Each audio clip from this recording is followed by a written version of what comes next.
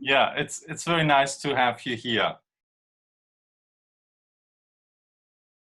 There are several problems. One is in Spain with our contact with Ricardo, who is from the Hispanic Buddhist Association, but he had an emergency right now and he had to cancel. He just wrote, yeah. Who is your teacher? Bhante Bhikkhu Bodhi in New York. Oh, okay. Yeah, we do a lot together. We also started a European sister of the Buddhist Global Relief called Compassion in Action, in German, of course, Mitgefühl in Aktion, and he is the chairman. And we're trying to set up an aid organization here in Germany right now. Oh, great. Very good. Yeah. Yeah. Oh, great. There will be a lot of people who will be now without supply. We already get a lot of information from areas in Bihar and Uttar Pradesh. Aid organizations, they hardly get any supply or support for their people. Yeah, no, it's terrible. I mean, the ordinary people, the poor people and the migrants, they are, I don't know, it's like a hell realm for them. Yeah. Oh. Hello.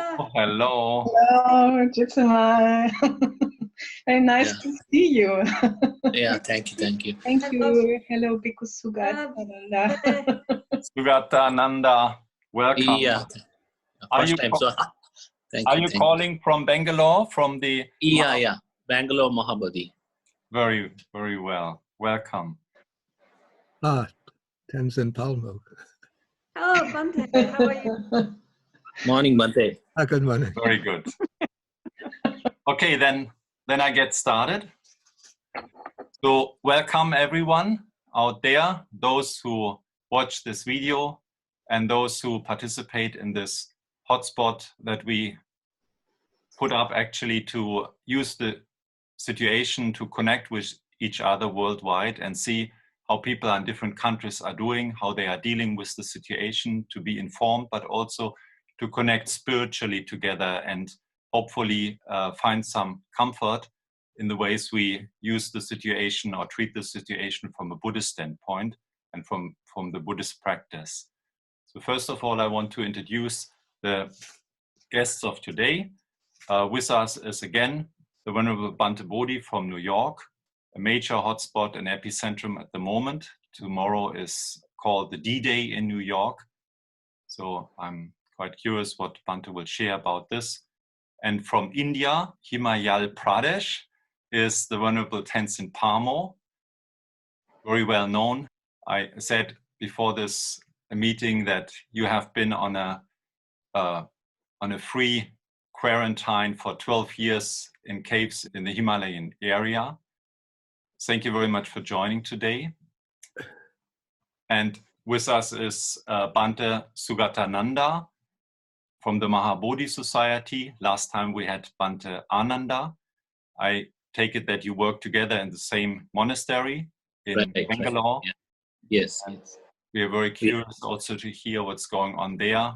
There are very heartbreaking pictures of things going on in India. Welcome to this interview.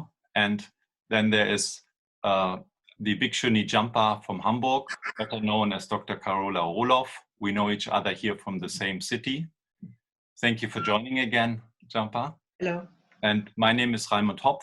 I'm from this Tanta Fellowship here in Hamburg and also responsible for these events called Buddha Talk. So please join me on a minute of silent meditation for those out there who are either infected or affected by the situation. Especially our heart goes out to those who are very much in a dangerous situation because of a shortage of nutrition and a lack of work. We think about Africa, especially, and India. So let's have a silent minute for this.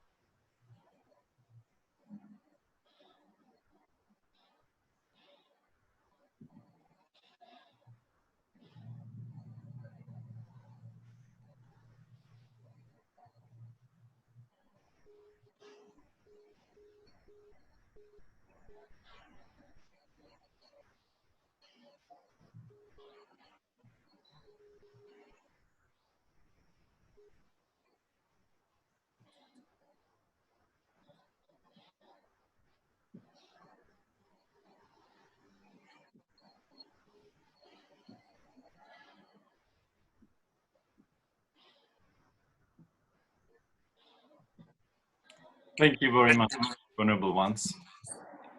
Now I would like to ask my Venerable teacher, Bhikkhu Bodhi, to recite protective verses. Okay, so these are verses that are traditionally recited in the Pali tradition of invoking the protective power of the Buddha, Dharma, Sangha, and the Devas, and wishing that the listeners will be safe and free from all harm and danger, and that they will be healthy and have a long lifespan.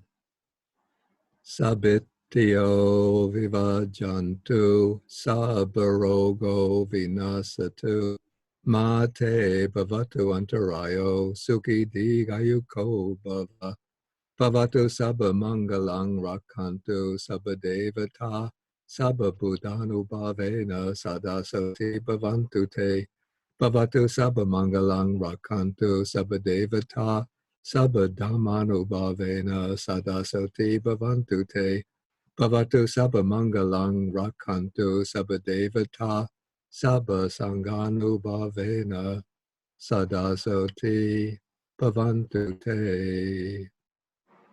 Sadhu, sadhu, sadhu. Sadhu. Please join us now with singing the mantra of Avalokiteshvara, the Bodhisattva who is well known and specially practiced in the Tibetan tradition. And when we sing this mantra, let's have a heart that is full of compassion and wishes for those out there who are in any way suffering now. Om Mani Padme Hum. Om Mani Padme Hum. Om Mani Padme Hum. Om Mani Padme Hum. Om Mani Padme Hum. Om Mani Padme Hum. Om Mani Padme Hum. Maybe Jetsuma, you can take over the chanting. It's okay. You keep falling out, so it's difficult for me to synchronize. The sound goes. Yeah, that's difficult on Zoom, actually. Yeah. So may all beings be happy and have the cause of happiness.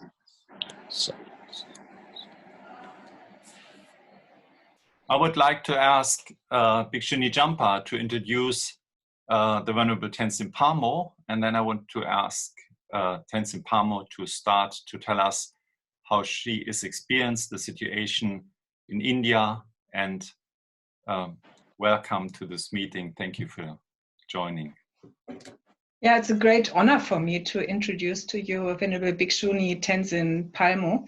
Jetsuma Tenzin Palmo is one of the best known contemporary female Buddhist teachers and the best known Western yogini, having spent, as you mentioned before, 12 years living in a remote cave in the Himalayas, 3 of those years in strict meditation retreat.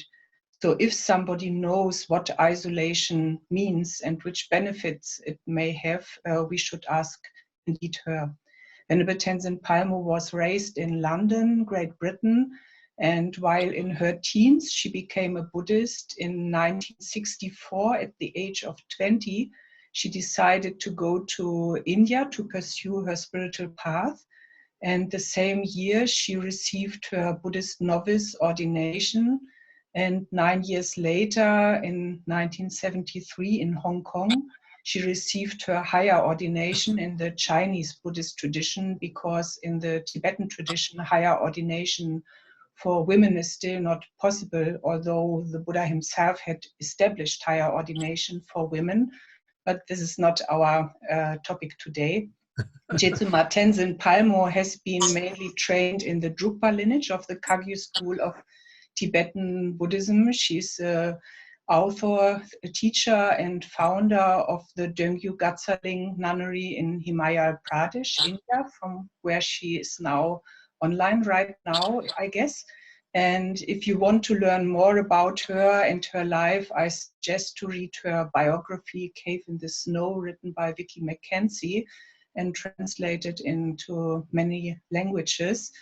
And I also recently just saw a very beautiful documentary, 50 minutes documentary, which somebody shared on Facebook.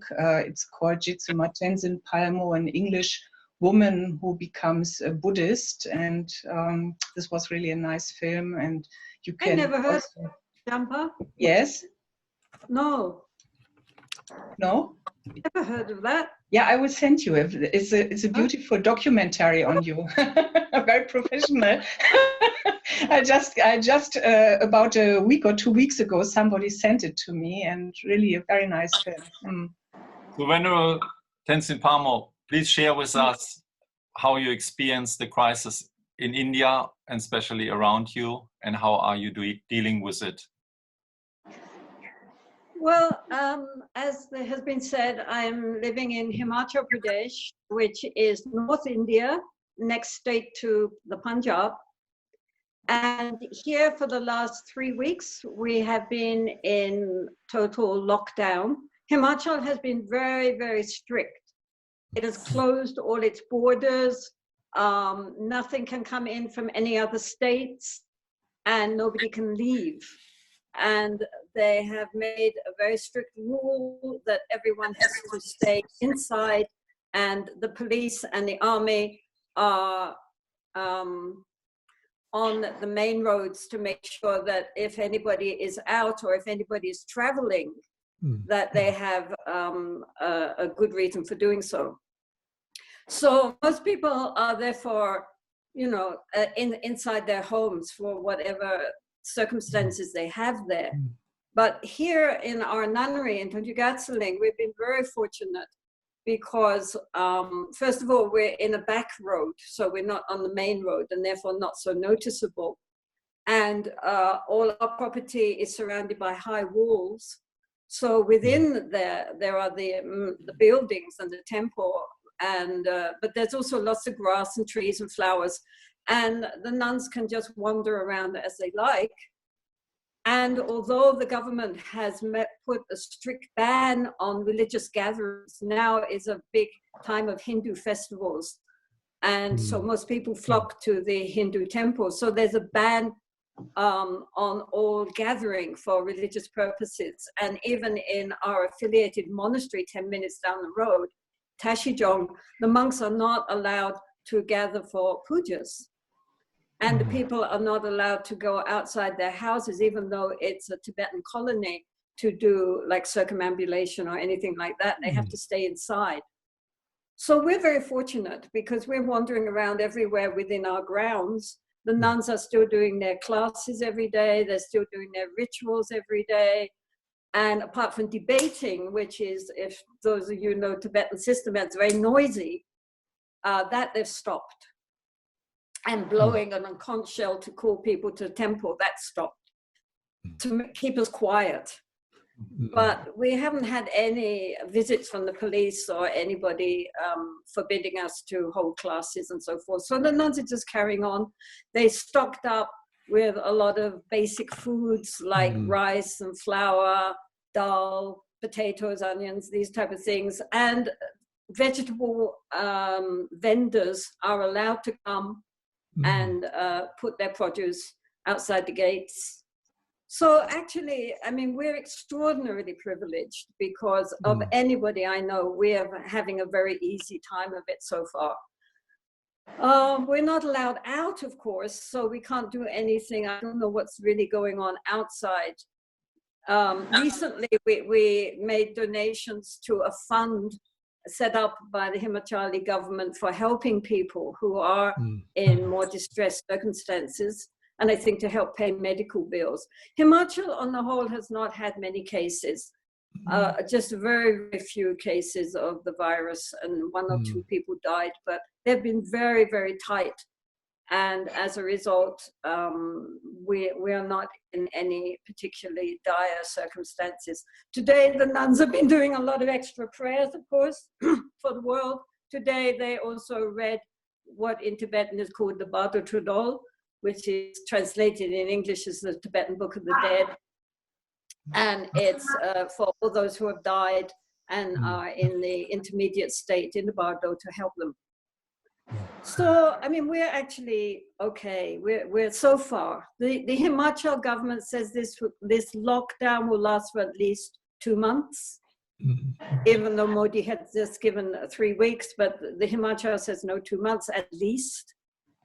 And so in the future, I don't know what is going to happen. I mean, our heart goes out for, of course, all the people who are not in such privileged circumstances, who do not have a large supply of food, who don't know day to day how they're going to feed their family, who have lost their jobs. And of course, the enormous amount of homeless that has happened now with the migrant workers trying to go home or kept in, I mean, it's just beyond thought, beyond thought. But we keep our nuns, you know, they know about this, and this is why they've been doing lots and lots of prayers. And we've donated what we can to help with the relief. But of course, it's so unorganized. Lots and lots of volunteers are trying to, you know, cook food and help and do what they can. But it's, you know, to be honest, you know, it was like with the monetary system when they said no more, you know, 500 and 1,000 rupee notes, and everybody was left with nothing overnight. So likewise, this lockdown was just like overnight. And, you know, people really, nothing was put in place to help people to prepare for it or what was going to happen as, you know, the result of this for ordinary people who have no resources. And so I don't know what's going to happen. If it carries on, I don't know. I think more deaths will come from starvation than are going to come from the virus. India is not prepared, you know, the people are not financially in a position to be able to withstand, you know, 2 months of total privation and no work, no money, no food, no hope. So I don't know. So that's the situation. We're fine. I mean, I feel almost guilty that how fine we are.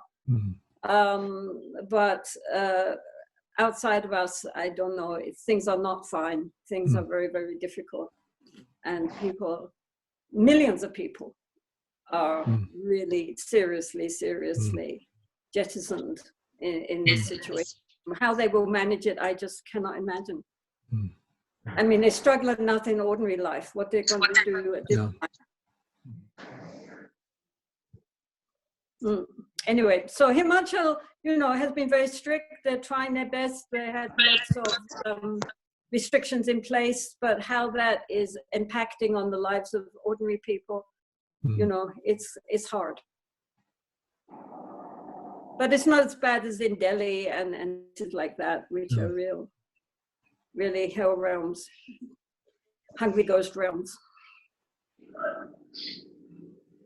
Yes, okay.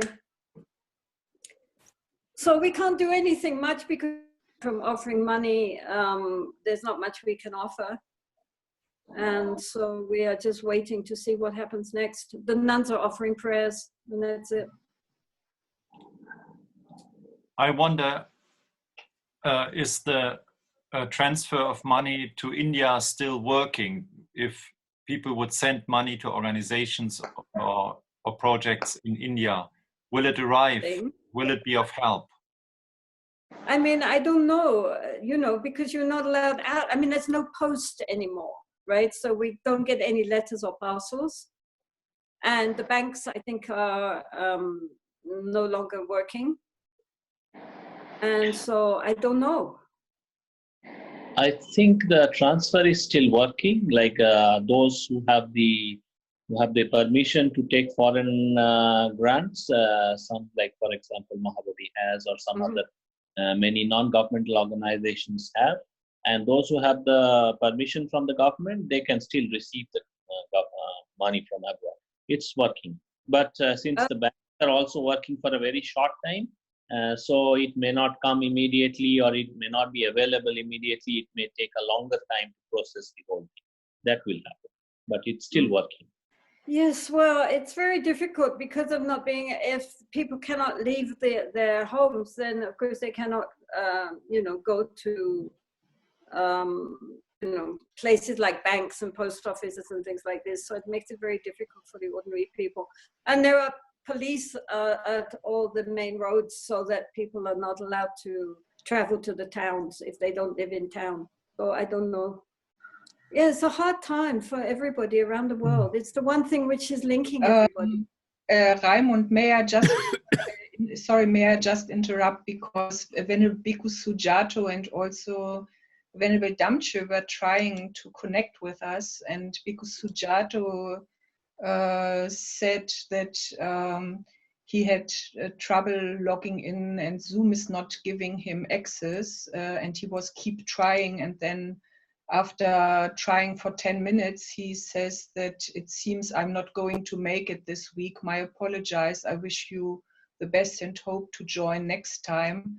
And Venerable Damche says, dear esteemed ones, I'm queuing this message to go out when my connection comes back. In the last 2 days, we have had a highly unstable signal here in this rural area, where it is never ideal to begin with. I do regret not being with you and will watch later with great interest. Greeting to all of you and many thanks, Venerable Damche.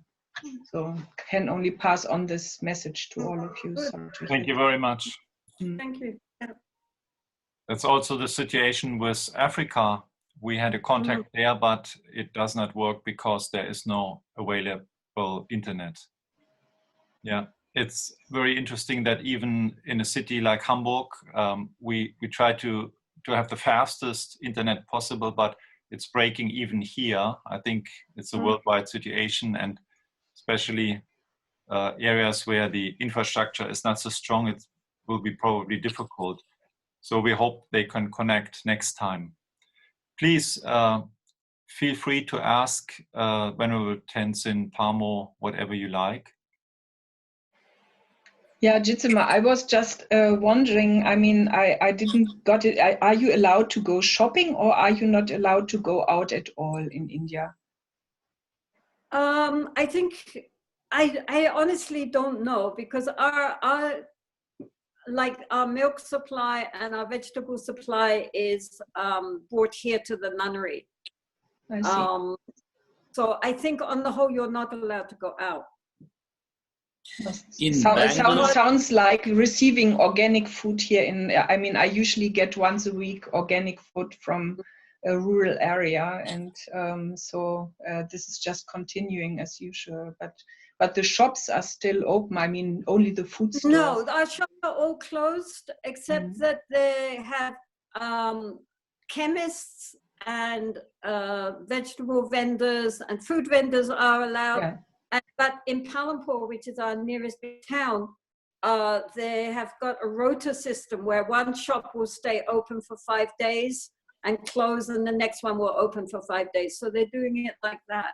I see. But I felt, you know, for example, yesterday, our office workers, Kita and Tlakpa, who live in Tashijong, the Tibetan colony down the road, they cannot come to work. So nuns are doing the office work, that's fine. But yesterday they came with a monk because they had gotten specific permission from the Pradhan, who is like the kind of mayor of this area. They had to get permission to come 10 minutes down the road to visit us. And so I think people are not being allowed out. And in Tashijong, in fact, which is the Tibetan colony, there is a 50,000 rupee fine if you go beyond the gate, and you would not be allowed back into the colony. So they're, I think, taking it very seriously that nobody moves. Thank you. Yes, thank you. And Jetsuma, what is your Buddhist take of the situation? In which way can we actually see this spiritually, or even draw help and comfort from the Buddhist teaching or the Buddhist practice? What would be your advice? Well, first of all, one feeling I have is that, you know, so much of our allopathic Western medical research is based on the experiments on animals. You know, so through so many years now, millions of animals have been sacrificed, tortured, and killed for the sake of finding various drugs for helping humans to have good health. And it seems to me we are just not making the kind of karma which is going to result in good health through the killing of all these poor innocent creatures. And how can that lead to good health? And so if we overcome one disease, we're going to find others to take its place, because we are simply not making karma for, you know, health and peace and well-being. So I think it's very sad. Once we get rid of this virus, if we do, something else is going to come to take its place. I mean, you know, we're never going to get to a point where, okay. Yeah, now it's good. Thank you. So, I mean, I think that that's the first thing, is that we as a human race have not made much good karma for, you know, health, happiness, peace, and well-being. We might pray for it, but in fact, our actions speak otherwise. And so what we need is to, you know, change our whole attitude. But to my mind, as long as the three poisons are sitting in the middle of the wheel, biting each other's tails and going round and round and round, the whole wheel is just going to go round and round and round. And until we get over, you know, our ignorance creating all this enormous greed that everybody has, as well as their aggression and all the defilements of our heart, which is centered on our desire for our own personal well-being. How are we creating the causes and conditions for you know, future happiness and well-being? So yes, we should, from our side, while we're sitting in our rooms, send out all the loving kindness we can get and all the compassion. And I mean, those, at least in the Tibetan tradition, can definitely practice tonglen, you know, receiving in the suffering and giving out well-being. But we have to start from our own self and our own mind to think, what has caused all this condition? And how can we go forward in the future to not just materially to prevent, but spiritually? I mean, this is a spiritual disease in the end, because, and it's the one thing which is connecting us all, isn't it? Because, you know, you read about terrible fires in Australia, terrible floods here, terrible volcanoes there, and you see it on the news or you read about it, and it's all over there, them. And we're all very sorry, but, you know, we're, you know, too bad. But this has connected us all, as we all know. Everybody, everywhere is affected by the virus, whether or not we get it.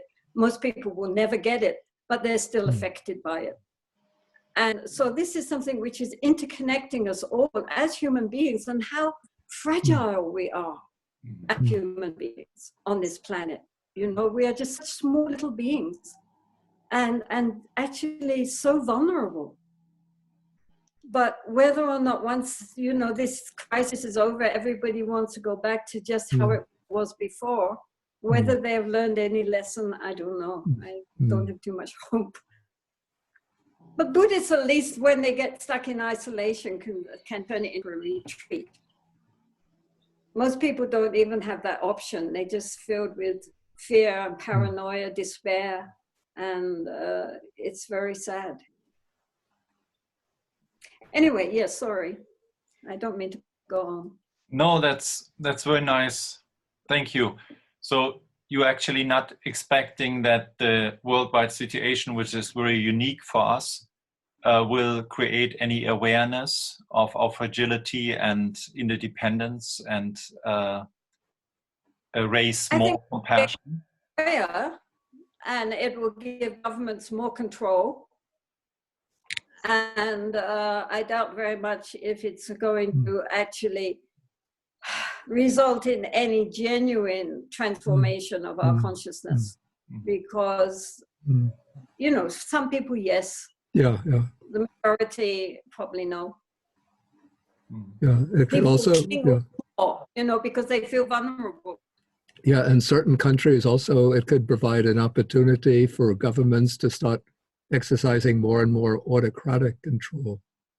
It's what they're doing, isn't it, Bhante? In this country, certainly. What they're doing everywhere now, more and more, they're grabbing control. It's becoming dictatorship. Maybe we continue with Bhante Sugatananda from India, because you're from the same continent, though very much more in the middle, or no, in the south, one should say. How is the situation at the moment around Bangalore, and how do you experience the shortage of food, which we heard from Bhante Ananda last time? In the south, especially in Karnataka, there is, I think by today's data or yesterday's data, there are more than 100 cases in the entire province, and the Bangalore is one of the hotspots. So there are many cases in Bangalore, in and around Bangalore city, because a lot of people were traveling and then they came back and they brought the disease with them. So there were many people infected. Some of them, I guess, have recovered, but still a lot of people are there. The government, they have set up a hospital. There was a hospital for chest diseases. So they have transformed into a COVID hospital, and they are treating people. And for us in the monastery, it is okay so far, because we thought that the situation might go bad, so we had stocked up some provisions, rice, dal, and wheat, and all those things. And so we are mostly surviving on that, and vegetables are being delivered. So I think every alternate day or every 2-3 days, the vegetable vendors come and then they deliver at the monastery gate. And the milk is also being delivered. That way we are also lucky that it is still getting delivered. Shops, large number of shops are closed, and the big shopping places also have been closed. But the medium or smaller, some of the medium and smaller shopping places, government has given timing. So they can go within, say, I think 4 to 6 hours in a day or something. They can keep it open, but not for the whole day, maybe for a shorter period of time. Some of the shops are open. So people still can go out, and but not like randomly walking around the streets or anything, because they are trying to enforce the lockdown strictly.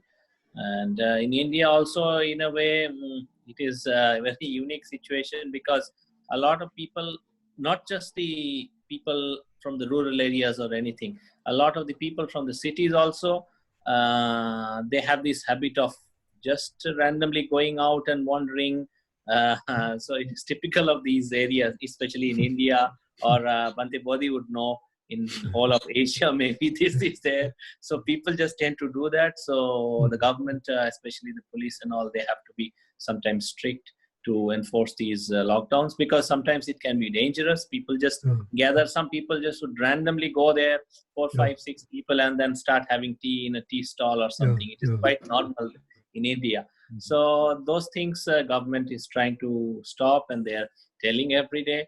And this also should, this we are also we are doing some broadcast. Basically, we are going online with some meditation and dharma talks and things like that. And we are also encouraging people as much as possible to stay inside, because it is kind of risky. If they gather together, if they may be safe, but they don't know whom they contact. And when they go back home or when they go back in their neighborhood, they might be a carrier for their family members or relatives or friends or neighbors. It could be risky. So we are telling people. And of course, as so far as the sustenance, it has been okay so far. So far we don't have so many issues with the things. We are also trying to help some people, especially the daily wage earners and laborers and those people. So we have identified some families, nearly 100 families, and we'll be providing some provisions like rice, dal, and soap and some essential things, cooked oil and stuff. And we would continue to do such things through some of our devotees are working. And we cannot, unfortunately, generally in such cases, we normally go out and buy the provisions and personally go and distribute all those things to such people. But I think police permission is not available. So we just have to get it done through these, some of the people, some of our lay devotees, they will have to arrange the things. And we are trying to reach out to as many people as possible, especially the people daily wage earners and laborers in construction and such people, because they are having a very hard time, and there is no work for them, and some of them have to suffer from starvation and such issues. So we are trying to, as much as possible, help such people.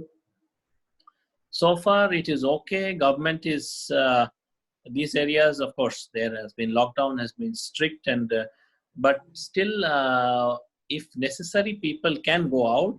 And we have, sometimes I see, since our monastery is on the main road, sometimes we see vehicles going. It's not that vehicles are not going, but they are. But very, very rare. Normally, we would see like thousands of vehicles on the road every day. Now we would see probably in a day, maybe 50 or 60 at the most throughout the day. So it is quite less. But there are certain things this COVID has brought that, in a way, you could say, like for example, the air quality. Now, the air pollution in places like in Delhi or even in Bangalore was quite high. Now the pollution level has substantially come down, and in our monastery, since it's within the city, earlier we wouldn't have so many birds. Now we can see a lot of birds coming and moving around. We provide them with some grains and water and all. And I think, and then yesterday also and today also, they were showing in the news that in a lot of the Indian cities, the air quality has improved substantially.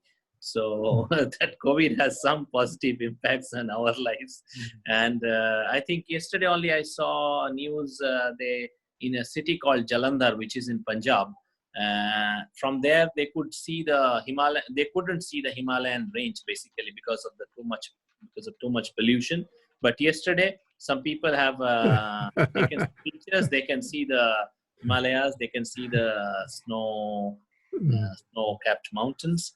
So because the air quality has substantially improved, because those were the very polluted areas in Ludhiana and Jalandhar. They're the industrial towns basically, and quite polluted. But now because of this, there had been some good things. Mumbai, Maharashtra is one of the biggest hotspots. Maharashtra, especially Mumbai and some surrounding areas, Pune, there have been many cases. And I think they are enforcing the lockdown, but there was some kind of a religious congregation in Delhi, one of the Islamic sects, I believe. So, of course, they did some congregation, like a lot of people came and for offering prayers and stuff. but they had some infected people, and now it seems a lot of the people who attended these programs, they have now spread over all over India. Now they have gone back to their own respective places in Andhra, in Telangana, in Hyderabad, in Bangalore, in Tamil Nadu, and in Maharashtra, in Delhi, and so especially in last 2-3 days, the data is saying that nearly 60 to 65% of the people infected or recently new cases have come with a connection with those people. So that's why we have put a strict lockdown. So we are not allowing any devotees. We are telling them to join online programs, but we are not telling them to come here. And we got a call from the governor office also. The governor called. He also wanted to know how are things going and all.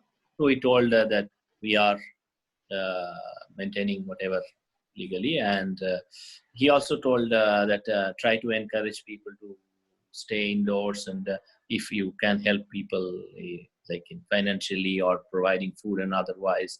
So we told them we are trying to do as much as possible. And that's the situation.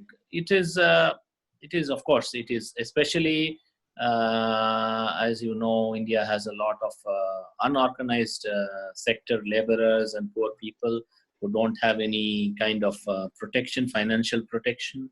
So those people, they are in difficult times. Some help is coming, it seems, from the government, financially or providing food and stuff and shelters, but still it will take some time, I believe. And some people have actually died. They had no conveyance, nothing to travel. So some people even traveled on foot, I believe for like 100 to 100 kilometers. Some of them have died on the road. But now I think government has taken some steps to providing shelters and stuff. It's that kind of situation. It's not good surely, but it is something that of course, it is something, as Buddha also says, even sickness or aging or death or whatever these calamities and situations, these are times for contemplation. These are times for reflection upon the realities of the world, realities of our life. So we are trying to focus more on that, trying to tell in monastery, we would always, our discussion would move around these things that, okay, we have to be more mindful in these times. It is very important we reflect upon the situation and try to be more compassionate and try to help as much as possible to outside people, whomever we possible. And at the same time, we have to focus on ourselves as well, especially our own spiritual practice. And that's what online programs we are trying to tell the devotees. If you can help or reach out to anybody who is in need, please do that. And also try to put forth some more effort in your practice, because what happens is once this is over, people forget everything. People have a very short memory, especially when it comes to their life. They have a short memory. People don't remember death. People don't remember disease. People don't remember the problems. They just behave as if nothing has happened. Everything they forget very quickly. So we are trying to tell people that take it as a lesson and try to put forth more effort in your practice. Try to be more kind and compassionate, and don't forget so easily, because as Jetsuma said, we also believe this is not the final virus that would come. In future, there might be more viruses or bigger, more dangerous viruses might be coming, because people are, now we see people are greedy. This greed, hatred, delusion, it is increasing every day we see in people. So more it increases, the situation of the human life, or even generally the life on the earth, would get probably worse and worse, because too much greed, too much hatred, it wouldn't surely help us. It wouldn't help us. So as much as possible, we can try to tell people and put it in our life to practice. So we are trying, and so far we don't have any difficulty getting the provisions. So of course we stocked up the dry ration, and milk and vegetables we are still getting. So we are kind of lucky. Majority of the places I think people are getting in Bangalore and in South India. Government is also providing, I think, some delivery systems they have developed. So through some private agencies, they're trying to deliver the ration, the vegetables and stuff like that. Some places they are actually doing like that, because in remote areas there are no shops open and people can't access the basic needs. So sometimes police personnel or sometimes some other non-governmental organizations. Unfortunately, at this point, our connection totally broke and we all had to reconnect and start the conversation again. The parts in between are missing, but there's still more to come up. The situation, I think, in the US, I mean, they have now about, I was just comparing, I mean, it says that the US has now the most identified cases with almost 300,000, while in India they say 300,000, yes, and in India it says you have only 3,000. So they don't know in India. I mean, most people are not being tested. Yeah. So, you know, I mean, we cannot really know how many there are, but they're doing what they can in India. I mean, really to try to stop it spreading, because if it becomes a pandemic, then there's no hope. Because it is a pandemic, actually, you know, and we are at the beginning of it. And I'm not sure whether India is behind us with the time, or whether it has not just been recognized and it's already, I mean, you should know from the hospital reports, I mean, how many people dying there. But in India, I think always many people are dying. And maybe difficult to decide from what they are dying. I remember I have been in Bangalore in some hospital. I accompanied some Buddhist monks from the monasteries there, and I mean, I was really shocked to see that that everywhere so many patients, and many were just dying before they had seen the doctor, because there were just not enough doctors, and people who have not finished their studies are there. And so Raimund is... Yes, I'm sharing with you the latest numbers. It's actually reported infection is 1,123,000. Actual infection at the moment 835,000 or more than that. About 60,000 reported death, and those who recovered are 228,000. That was the latest number today. Worldwide? Yes, worldwide, but one has to say these are only the reported cases. There are far more cases which are really not known to anyone, because the data is flowing only where they get collected, right? I wanted to add something to Bhante Sugatananda's report about India, especially for our German viewers. At the moment, people reduce, of course, their spending because they're all afraid, especially here in Europe, while we're actually doing still very good. We're actually on the bright side of the whole thing. And I want to remind us all that starvation from food shortage or areas in India where aid organizations cannot help enough, this is a major task for now and the future, and we should all not forget to support those who can help, actually. I'm getting information from Bodh Gaya, from Bihar, that small organizations just don't get any supply or financial help. And I know that the work that Mahabodhi Society is doing in Bangalore, there's actually in Germany a connection which Bhante Ananda sent me. Let me see if I can name that actually. It's called DBHB, I think. Yeah, it's Buddhistische Vereinigung Deutschland, in Darmstadt, that's called in German.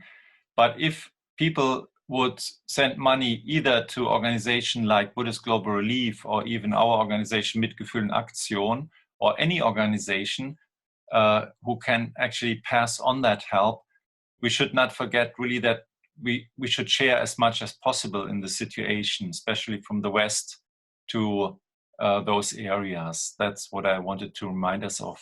Thank you. It seems that Bhante Bodhi did not come back. He's an arahat. That means what? He did not come back. Yes, that's what he hopefully wants to achieve. Yeah. But his heart is very much a bodhisattva heart. I can tell you out of my own observation. I had the feeling that the last days in Germany, we have this lockdown now since about two weeks. And a few days ago, some of the experts said that maybe now the curve is slowly going down. Last time we spoke about the curve that's going up and up and up. And by the lockdown, we need to get the curve down. And everybody is waiting for the curve to go down. But a few minutes ago, I saw some news coming that in Germany, the lockdown may be postponed until the end of May. So it seems that still the cases are growing and maybe the lockdown is not strict enough. And actually, I was thinking, you know, that the less people comply with the restraining order, the longer the lockdown will last for everyone and for all of us.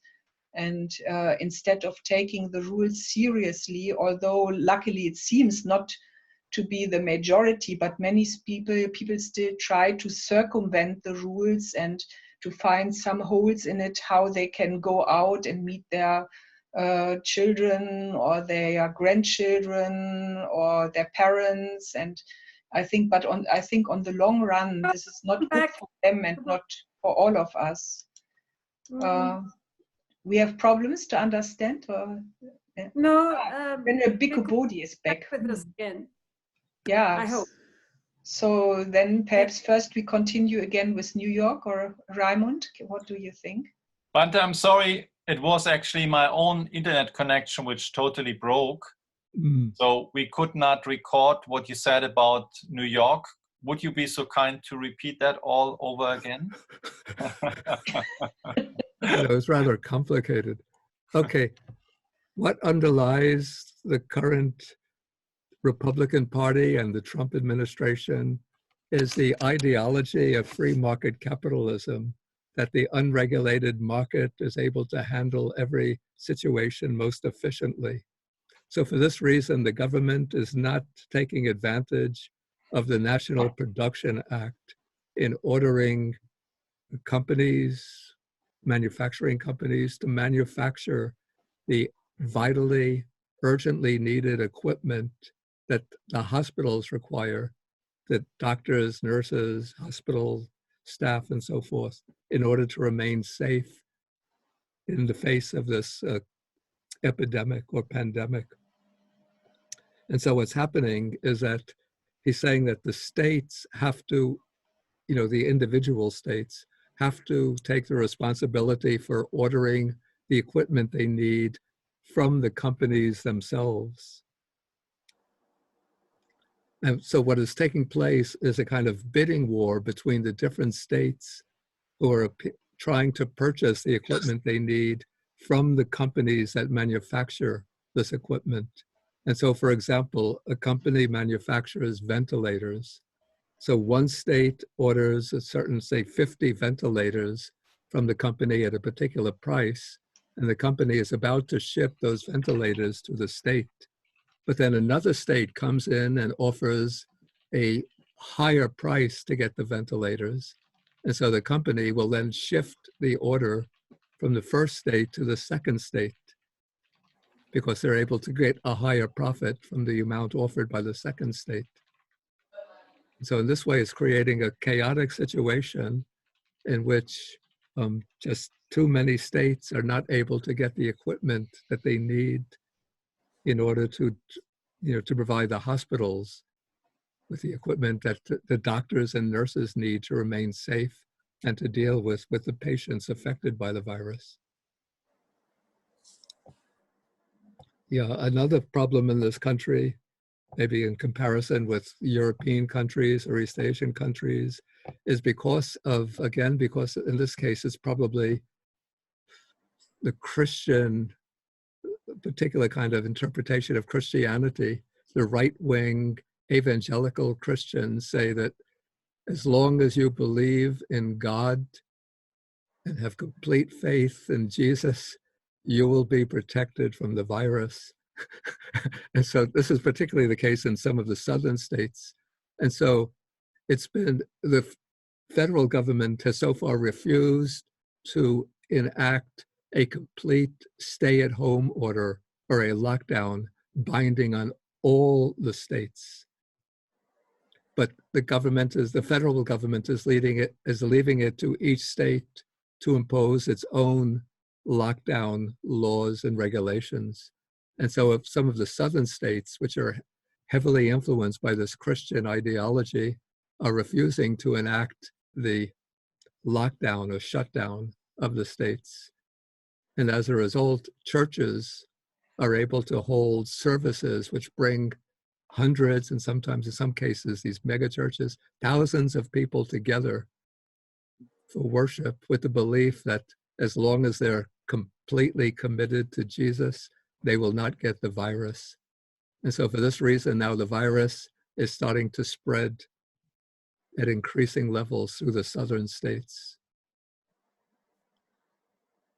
Venerable Bodhi, may I ask you one perhaps a little provocative question? I mean, from a Buddhist philosophy point of view. I mean, if the evangelists argue like this, I was just wondering, isn't it a bit similar to us Buddhists when we say, well, as long as there is greed, hatred, and delusion, there will be always some disease, and we cannot get over it unless we get out of samsara? I mean, isn't this also a little bit, I mean, similar to, I mean, just put it somewhere to some negative karma and you know what I mean? I mean, yeah, I don't think it's quite parallel. So I could see one could bring in karma to explain the virus, though I don't know whether it's always the case that it's individuals who come down with the virus or who come down with the disease due to the virus unnecessarily getting it because of their individual past karma. It seems to me that diseases like this are just part of the human condition, the condition of living, coming into this world and picking up a physical body and being naturally subject to the forces at work within this world.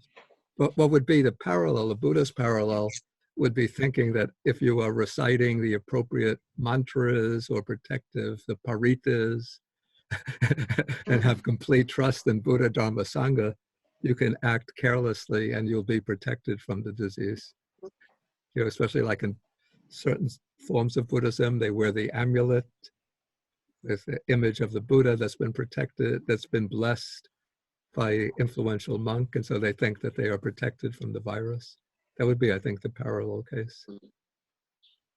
Yeah, I mean, thank you for explaining, because I mean, I was also thinking that when we speak about karma, we should always make very clear that karma depends on many causes and conditions, and that we don't explain it in a too radical way, that I mean, there are people who understand that unless you don't have the karma, the virus cannot harm you, that finally it all depends on karma and not really on personal karma, individual karma, and not really on whether you have enough protection or not. And I think this can be very dangerous.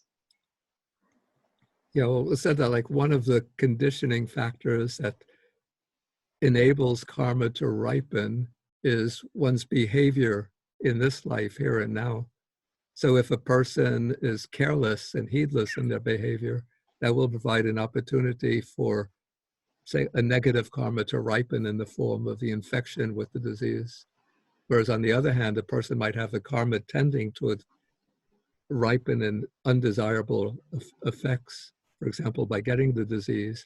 But if they're heedful and observe all of the protocol that has been recommended by the health department, then they won't get the disease, because they're preventing that karma from finding the opportunity to ripen.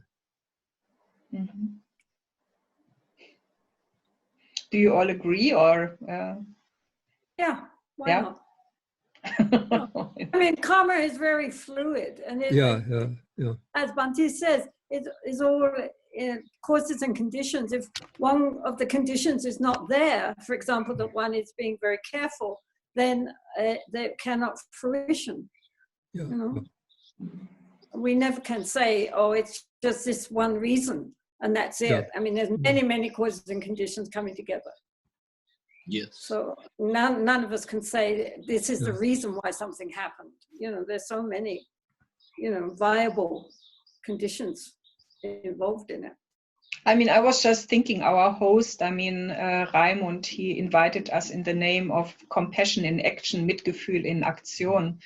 And I think this is actually, what we can really try, that we try to bring changes also in this life about for the people, how to deal with the whole situation. And I think it's very important to think about the frightened ones and what is important for them, and especially what's happening now in this country and probably many other countries around the world with the crash or the decline of the economy, because people can't work, can't produce, can't exchange in the market.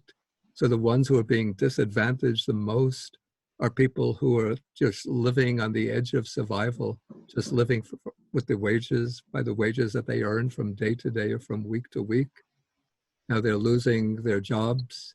Here in the US, a stimulus package had been enacted last week, $2.2 trillion stimulus package, and it provides, I think, unemployment benefits to people who are no longer able to work, but for 4 months, only for 4 months.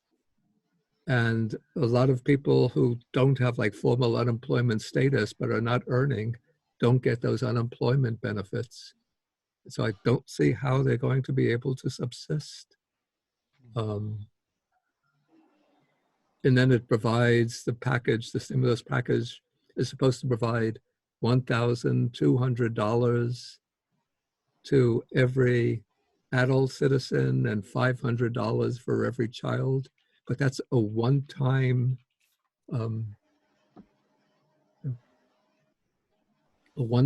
stipend to them.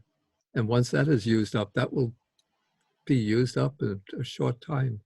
And how are they going to have money to subsist?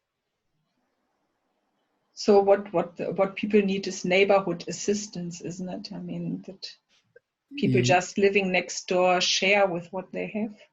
Yeah, but in many of these neighborhoods, everybody living as neighbors will be in the same situation. There will be like welfare organizations, philanthropic organizations that are providing some help, but it will be, far from adequate to enable people to have a satisfactory standard of living. And in this country, people always think of America as being the richest country in the world, but 40% of the population in the US is living either at poverty level or close to the poverty level. There's extreme divergence in the distribution of wealth in this country. I don't really dare to talk about this in front of you all venerable ones. I'm the only layperson, even though I have been a Buddhist monk for some years. But my personal take on this is there is nothing that like private fate or private karmic conditions. We are all very much connected. And what we all share as Buddhists is definitely the very first Buddhist practice of dana, be it in the paramitas or be it in tradition of the gradual path in the Suttanta Pitaka, we all share this practice of dana, which I understand as a responsibility to share and to give and to include everyone in our well-being. And even though people may think that the Buddha just asked or called people to stay in the forest and meditate, that's not my understanding. I actually read that he talked with governments and advised them how to reduce the criminal rate by sharing goods with the people and supporting them. And he advised governments or kings at that time to not kill any animals and to care for the environment. And when he walked, the whole idea of the vasa, of the rain retreat, started basically by giving the crops time to grow and not to step on them by walking around. And I see this global responsibility actually in the Buddhist teaching in every tradition. And that's why I think we all have to really emphasize that we also called to for sharing and for helping in the situation, along with our personal orientation, which is definitely that things are very fragile, as the Venerable Jetsuma said, and we are part of this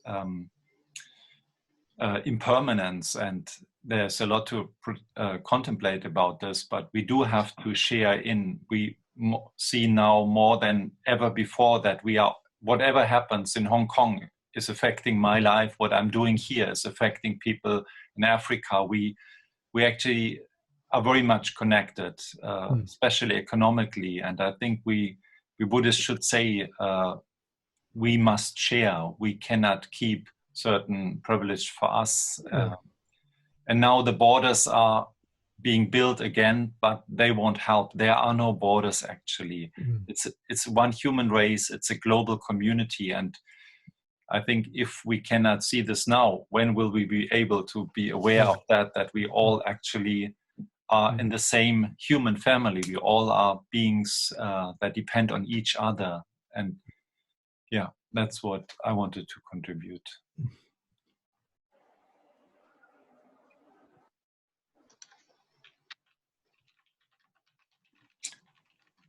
Shall we close it off for today and hopefully have a better connection next time? The idea is to just use also the situation of being locked up behind our machine, so to say, and connect worldwide and to hear from each other and to really strengthen our sense of belonging. Well, if we close, I would like to add one thing that I feel is quite inspiring in these difficult times.